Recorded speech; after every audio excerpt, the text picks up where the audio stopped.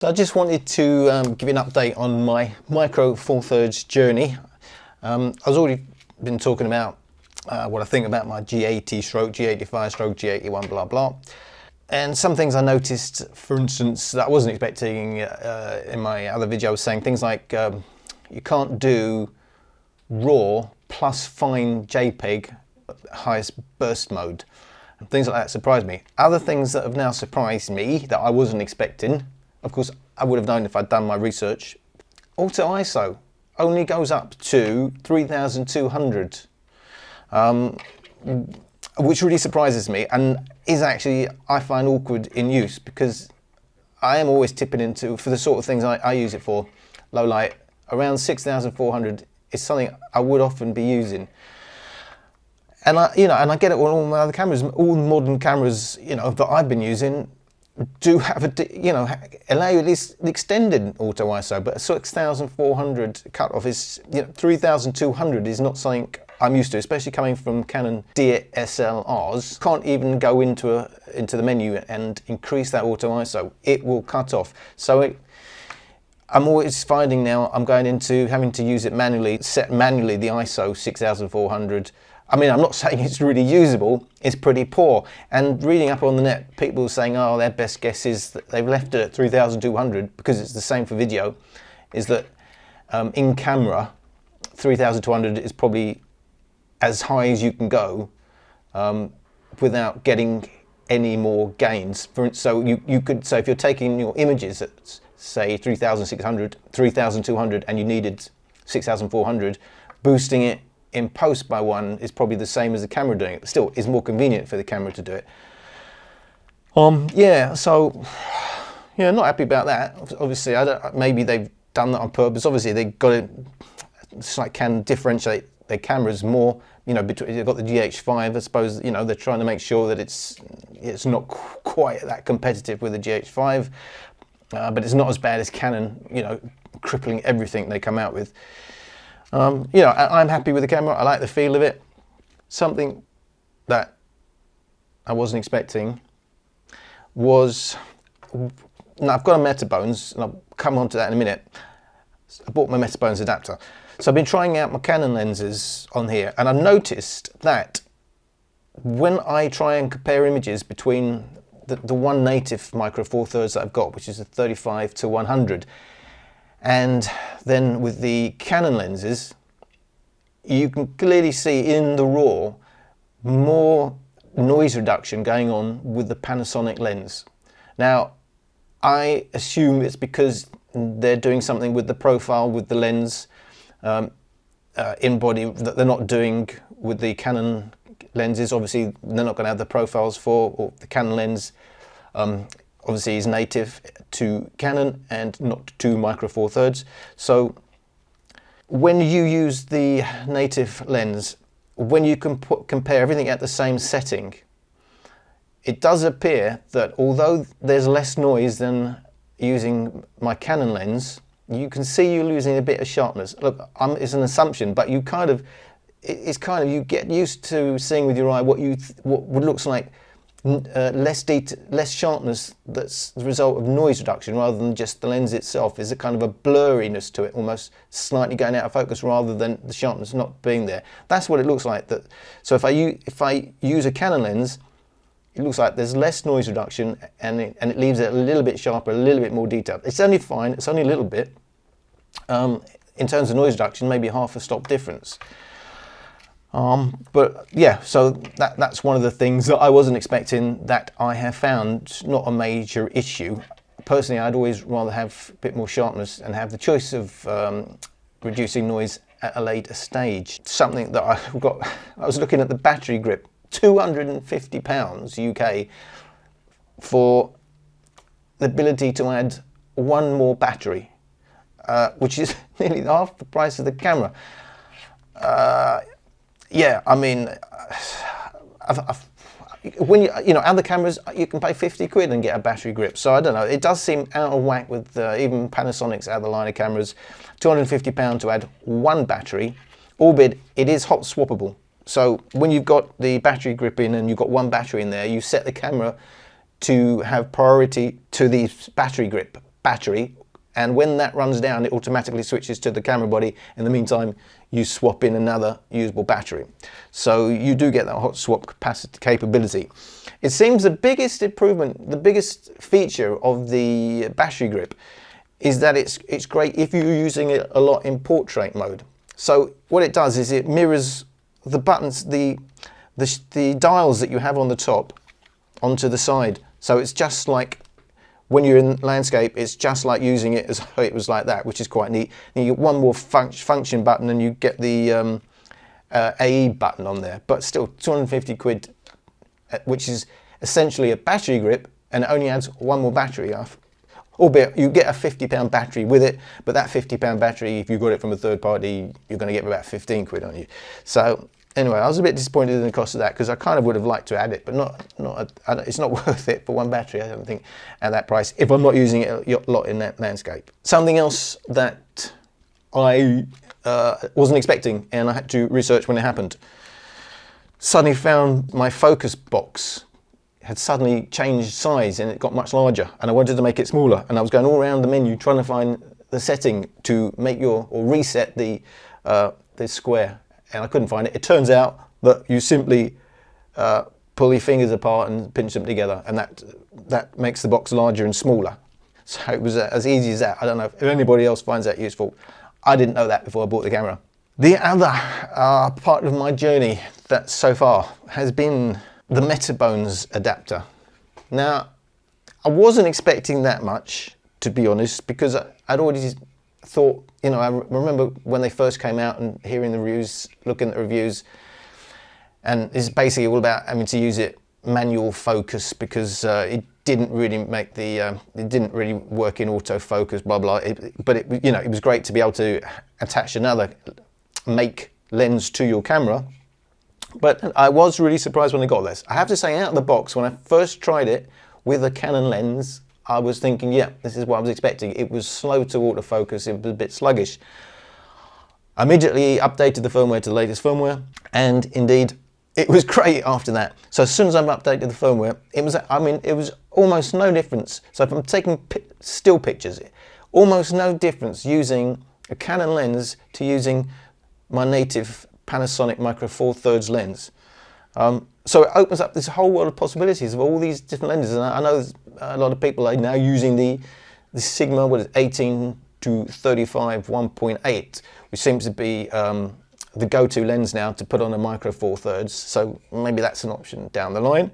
And if I get the Canon fit, of course, I can still use it on my Canon lenses, so that would be great. And that, of course, now I have to say, there are different versions of the Metabones. By the way, when it comes with the adapter at the bottom, the screw-in adapter at the bottom to attach it to like a tripod, whatever. That is removable, so it comes in this case, and you have a couple of Allen keys, so you can actually take that off if you don't want it. I've left it on, it's quite useful. This, as I said, is the speed booster. So now I've got a mix of Canon EF and Canon EFS lenses, EFS being what you use on their crop cameras. So if you're going to use APS-C lenses, you have to get the Ultra. If you only want to use full frame, you can use the XL. The other difference is this will make your lens 0.71 wider, and the XL will make it 0.64 wider. So this makes it less wide than the 0.64, but there's not a lot in it. But this being the speed booster, the biggest benefit, of course, is it makes all your lenses one stop faster. So if I put a 2.8 Canon lens on this camera, it becomes an f2 lens. So everything becomes 0.7 wider and one stop faster. However, for instance, I also have my Canon 100 to 400, which I really only use at the long end because I want the reach, and I don't really want it going wider. So they also do a Smart T adapter, and that simply makes it able to use on your Micro Four Thirds camera. It doesn't make it wider and it doesn't make it faster. So although you lose the benefit of faster, you don't lose any reach. So on here, 400 becomes an 800, but if I use it with the one I've got now, it's 0.71 wider. Now, I have been trying out all my Canon lenses. As I said, by the way, I did say all my Canon lenses work great autofocus with images. Video is different. Now, of course, Panasonic aren't great in video anyway with their autofocus. And if you go on the Metabones website, it does say not to be used in continuous focus. So, of course, I'm sure what everyone else does, they tried it out in continuous autofocus, see what happens. And I have to say, it's not as bad as I was thinking. Now, obviously, some of these Canon lenses are really noisy, and they would be noisy on a Canon body as well in video for the autofocus. And that's why they came out with their STM lenses. But it was working to an extent. I was not saying I'm going to use, but I was surprised that it was still. And now they say I know it works better on the newer bodies, but still I was surprised it was working at all. However, I only use the Panasonics using in video using autofocus as and when. So you press the shutter button and then it focuses. Then it works great. And then it's like just like taking images. So all my Canon lenses work great. Now, I was expecting a lot less. It's worked much, much better than I was expecting. So it really does open up a world of possibilities once you stick a Metabones. Now, it takes away the idea that you take away your Panasonic lens, your small micro four thirds, and suddenly you're putting on full frame lenses again. But it does give you the options. They're not cheap. This is about £600. However, I will say, one of my biggest when I bought it, the idea was rather than getting, I mean, Panasonic, they really charge you for their lenses. I mean, like the 35 to 100 is around, what is it, at £900 if you get the pay full retail. Obviously, you've got your black market, grey market stuff, but UK full retail is around £900 for the Mark II. I was expecting to use it on the 17 to 55. Which is, a really nice lens for the EFS bodies. And that's a f2.8, so I was thinking, rather than go for their like really, really expensive, was it 12 to 35, I think it is, to get something wide, to get 24mm, I use, as I've already got that, I can just stick this on there and it works, and it would be f2. But I have to say, wide open, it's really poor, it's really soft. And I was thinking, what have I done? Have I bought something and I can't use it? And then I tried it with all my other lenses. I have to say, the only issue I had was with the 1755, when it's wide open, it's really soft. I don't know if it's an issue with this particular lens, my particular lens, or with all these 1755s, but I thought, am I gonna have to buy another lens now?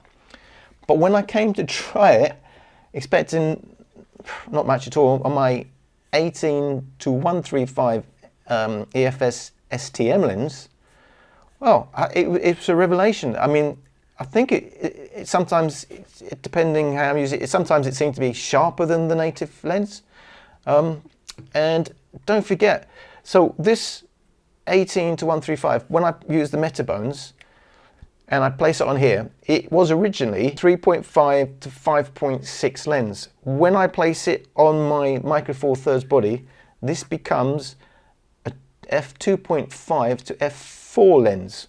So it's actually faster at the wide end than the f2.8, albeit that's not really a wide lens. But here's the thing, so that's 35 to 100 in actual focal length terms, without any crop factors. This becomes a 13 to 95. So it's almost the same focal length, but all the way back to 13mm. So, and actually, the quality to me, if there's anything in it, it's minimal. And sometimes I think it's actually sharper than the 35 to 100. And that costs you, retails for £379. Obviously, and I'm talking about full retail, £379, £900 plus. So get your Metabones and use it for all your other lenses. The cost of having those two together is the same as that one lens, but you've actually got a full reach. You're going from 13mm, which is in real life about 26mm on the lens, but 13 to 95, 35 to 100. albeit at the long end, it's down to f4 as opposed to 2.8, you know, one stop at the end of the day. But yeah, that makes it a great all-round lens. It works really well. So to me, that was the revelation. So just how it looks mounted and how you use my Metabones, blah, blah, blah. It's simply a case of taking off the back of my Metabones, opening up my camera.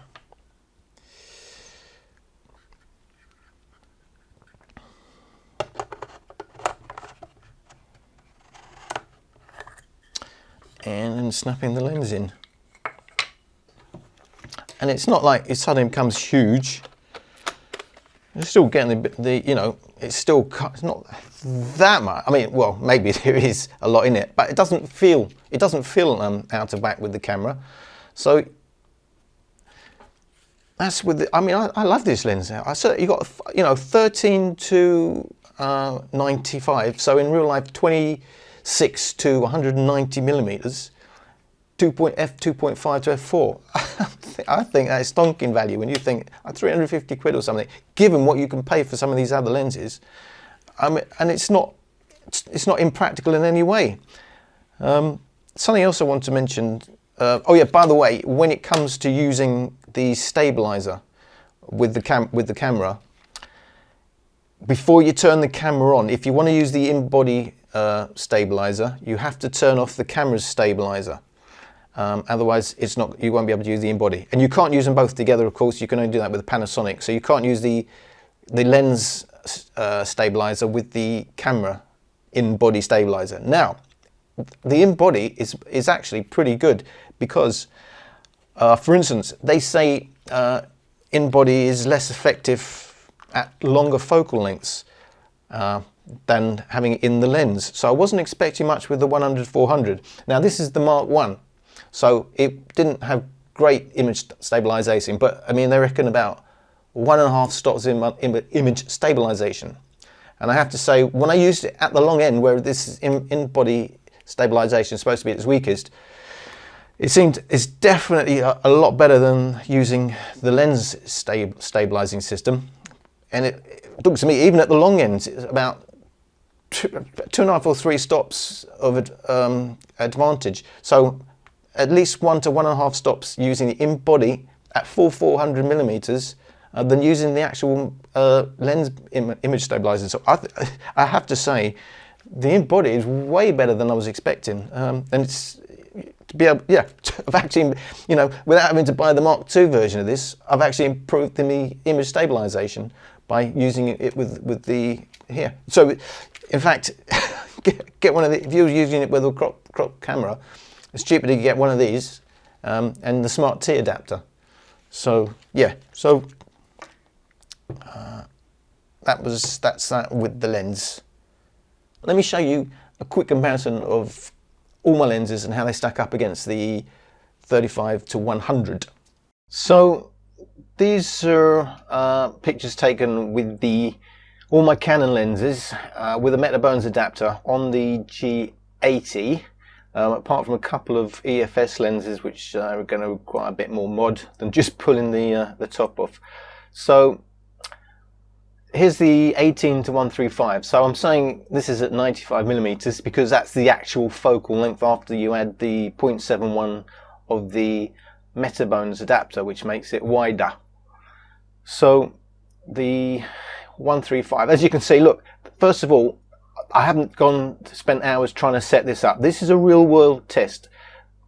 I mean, I have I did have the camera on a tripod, so we're not comparing image stabilizing between the different lenses. But I haven't tried to take a sequence of shots and then use the best one. I've simply pressed the shutter button once, and whatever image I get, that's what you're going to see. So if it's only going to be 50% keepers from one lens and 100% keepers from the Panasonic lens, you know, it's going to show up here. So this is in the real world how the focus system is actually working, because basically it's on focus, as you will see, with all of them. But I haven't tried to get the best one of an image from a series. I just want to say that up front. So to me, it's a real world. How, you know, a run and gun. You know, if you're out in the real world and you're taking a quick picture, you don't have hours to set it up just to make sure you get the right autofocus. So that's how I have set this up. So the 18-135 STM at an effective 95mm, 200L at 142, 135L at 96mm. This one was a bit soft. So yeah, the 100-400L does seem softer than my other lenses, but again, you know, it's an old lens. It's had a lot of use, so it may just be down to the lens. I didn't notice it so much on my actual Canon bodies though. The 85mm at 60mm. The 85mm I'm really pleased with, because that's going to give me 1.2 in the real world, which is just amazing. You know, it's like they talk about the nifty 50, the Canon 50mm 1.8, how cheap and great it is for what you get. Well, this is almost the same, 60mm on my micro 4/3 body at 1.2. You know, and you know, it looks pretty nice. By the way, these are all raw images, so these are straight out of the camera. Nothing has happened to them, other than I've converted them to TIFF to make it easier to manipulate with putting things like the actual title there, what it is, 85mm at 60mm. So these are raw. Nothing has happened to them. So the only native lens I've got, the Panasonic 35-100 at 35, which is not bad. But again, I'm looking at the slightly soft. I don't know, to me, kind of like the noise reduction. So that was at 35mm, and this is at 100mm. You know, when you see it on its own like that, it looks sharp enough. But bear in mind, this is at ISO 1600, and it does look pretty clean, although the light was not too bad. It does look like some noise reduction going on. Look at the background there with the native Canon lens. You can see how it just looks like some noise reduction going on with Panasonic's own lenses that's not happening with the Canon lenses. So the 17-55, which I've been disappointed with, but it's not too bad at its long end, 39mm. This is also a great lens. So I mean, everything is sharp. I can't, and you know, I've clicked the shutter button once, and the autofocus has done its thing. This is the 40mm, which is an f2.8 lens, so that's going to give me 28mm f2. And these are cheap lenses when you get them as a Canon thing, in terms of what you'd normally pay for a Canon lens. And there you are. The only one that's really soft is that my 100-400. So I'm guessing that's obviously an issue with that actual camera lens itself. So this is the first time you see obvious vignetting. Where, I mean, there was a bit on the 17-55, you can see in the corners, but it's not bad. That's at 7. So yeah, the 18-30 135 at 13mm effective. So it would be 26mm in the real world on the G80, and that's a little bit of vignetting, not awful, but as you go through the focal length, that disappears. And of course, in video you wouldn't see that, because that would be cropped out. And my 17-55 at 12mm, again, you see the vignetting. But you know, it does look nicer, doesn't it? The 18-135 over what was supposed to be a really top-notch lens, the 17-55. So, to give you an even better view of exactly what's going on, I have got some crops. So this is the crop. These are the crops from the center of the image. It's easier to see exactly what's going on. So, you know, my softest lens, it appears, my 100-400. I mean, it's not out of focus, it's not awful. Don't forget, these are raw. I mean, you know, that'll come up in post, but these are raw, straight out of the camera. That's at its long end, so effectively 283, which is why I'm thinking, yeah, the smart T adapter would work better there. It would actually be 400. 200L at 141.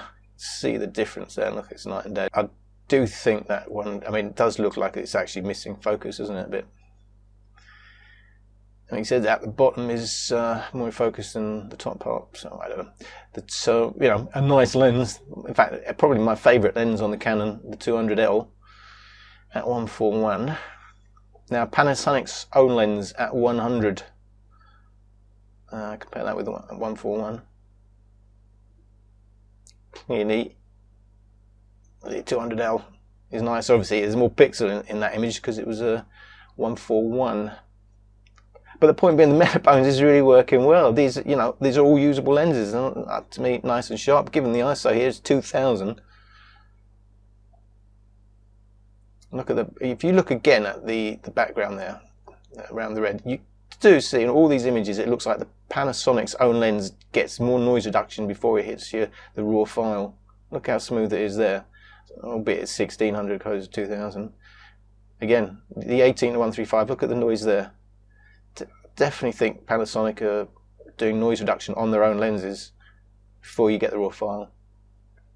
So the 200, the 135 to 100 at 100, and almost the same focal length, the 18 to 135, which is a Canon cheapie. All right, I know at the long end the Panasonic does win out, but you think that's on the Metabones, that's a 2.5 to f4. 13 to 95. That's such a bargain. And these are raw. Don't forget, these are raw. I mean, you're going to do a lot in post to bring that up. The 135L, not as nice as the 200, is it? But all good. They're all usable, as I said. And these are all one touch to focus. And whatever I got, I'm showing you.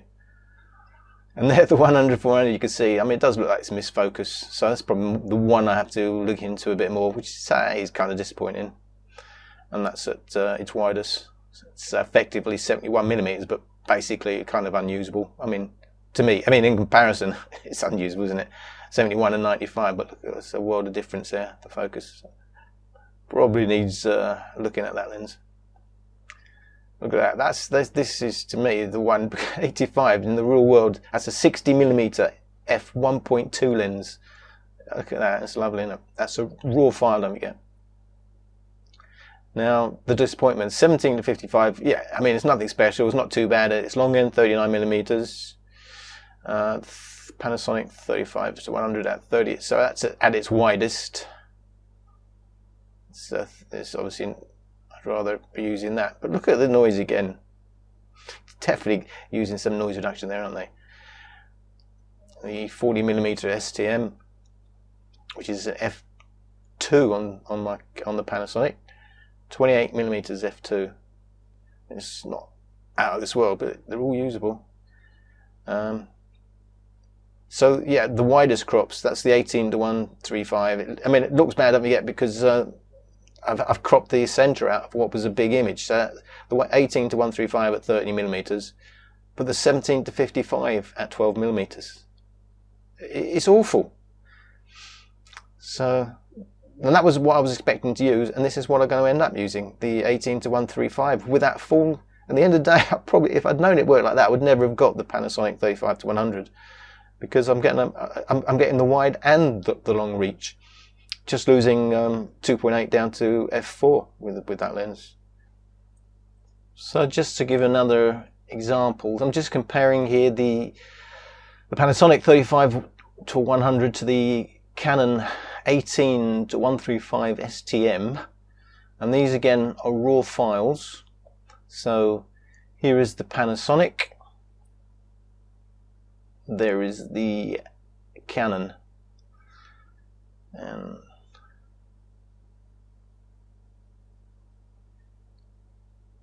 again, you can see that noise. It seems, look around here, you can see the noise reduction and the loss in detail compared to using the Canon. So maybe a benefit of using non-native lenses via the Metabones is there's less noise reduction going on, even in the raw files.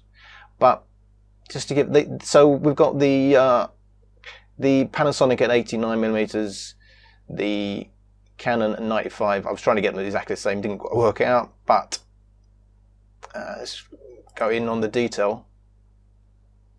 Panasonic, Canon. Spot the difference. If anything, Canon, well, it's nothing in it, is it? There is nothing in it. Just makes to me the 18 to 135, if you don't mind the extra size, more usable. It's you've got the full length from wide to long. It's a good walkabout lens, which the Panasonic starts from 35. So it was a revelation. Look at the noise. Panasonic, Canon. You can see, I mean, these are both RAWs from the same camera, slightly different. Right, the ISO was 2000 there, and the ISO is higher on there, but I don't think that counts because I'm seeing this across all the images, and you can see the type of noise, the color noise. So those are my comparisons. So I must say, overall, I'm happy with my journey. The Metabones has been a revelation. I will also mention, by the way, if you get the ST adapter, so if you get the Smart T adapter, where you don't lose any reach, but you just lose the ability to go one stop faster, it's like, I think like £250 cheaper. So, yeah, I mean, I'm thinking about it, maybe I should have gone that route, but yeah, not really, because I guess I'd rather have the one stop faster ability.